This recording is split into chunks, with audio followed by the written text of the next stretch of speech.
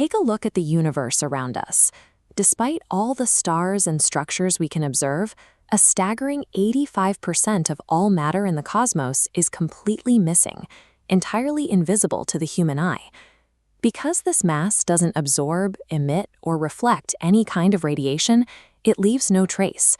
It successfully evades direct detection from our most powerful electromagnetic observatories, including the James Webb Space Telescope. Which brings us to a rather glaring question. If we have spent billions of dollars and decades of research and still can't see, touch, or interact with this matter, how can science textbooks confidently claim it exists? The trail of evidence starts in the 1970s. Physicist Vera Rubin spent her time mapping the velocities of stars orbiting on the extreme outer edges of spiral galaxies, like Andromeda. This animated chart illustrates how Newton's laws of gravity should apply to a galaxy. Because the bulk of a galaxy's visible mass is concentrated in its center, the gravitational pull weakens the further out you go. Therefore, the velocity of orbiting stars should drop off steeply as distance from the core increases. Instead, Rubin's observed data drew a flat line. The stars on the extreme outskirts of the galaxy were orbiting at the exact same high speeds as the stars packed closely near the center. According to our established laws of physics, this is impossible. Moving at those speeds, the outer stars should have overcome the galaxy's weak gravitational grip and flung themselves into the empty void billions of years ago. This observation presents a stark choice. Either our centuries-old, thoroughly tested laws of gravity are totally broken on a galactic scale, or these galaxies are filled with a colossal amount of invisible, load-bearing mass, keeping them tied together. For those hesitant to invent invisible matter, there is an elegant counter-theory called modified Newtonian dynamics, or MOND. MOND proposes that gravity simply behaves differently in low-acceleration environments, like the isolated edges of a spinning galaxy. While MOND explains single galaxies, macro-scale collisions like the bullet cluster offer a different test. The pink regions show highly energized X-ray gas caught in the impact, exhibiting extreme drag force from a gravitational pull far stronger than the visible galaxies can produce. We can also track gravity in this cluster using gravitational lensing. When light travels past a massive object, its gravity physically warps spacetime, bending the photon's path like a glass lens. Mapped in blue is the gravitational lensing within the bullet cluster.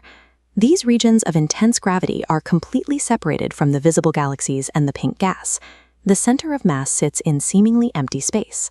Because MOND cannot explain this offset invisible mass in cluster collisions, dark matter wins the scientific debate by process of elimination. Under our standard model of cosmology, this dark matter is defined by two main traits.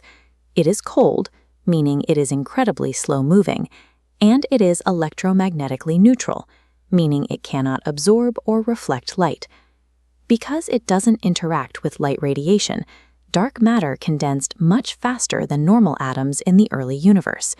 It formed the cosmic web, a massive structural skeleton of sponge-like filaments acting as a gravitational well, rapidly pulling in gas to ignite the first stars. Today, our physical hunt for this material centers on a theoretical profile known as the WIMP, the weakly interacting massive particle. It is a heavy particle that only interacts with ordinary matter under exceptionally rare circumstances. To catch one directly, scientists bury massive vats of noble liquids, like xenon and argon, deep underground.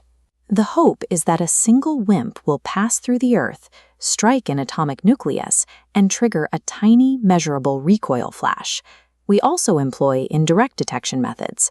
This image shows the AMS-02 instrument module, space-based hardware attached to the International Space Station.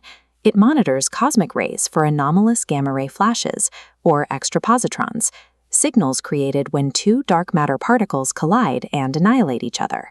Yet despite mapping exactly where the matter should be and spending billions of dollars on diverse detection methods, the scientific community has yet to unequivocally capture a single WIMP. It is completely fair to wonder why astrophysicists refuse to discard the theory. They hold on to it because missing mass is the only mathematical framework that bridges the gap between Vera Rubin's violently spinning galaxies and the massive collisions of galaxy clusters. The evidence compounds when modern telescopes map the distribution of dark matter in space. The resulting patterns align perfectly with the density fluctuations recorded in the cosmic microwave background, the residual heat footprint left by the Big Bang.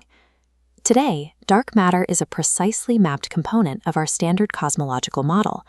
We have calculated its density and its location. The only missing step is for our physical instruments to finally detect the particle itself. But as scientists utilized this dark framework to map the extreme edges of the cosmos in the 1990s, they noticed something completely unexpected. The entire universe was expanding and accelerating outward at an impossible rate. It leaves us with an incredible cosmic irony.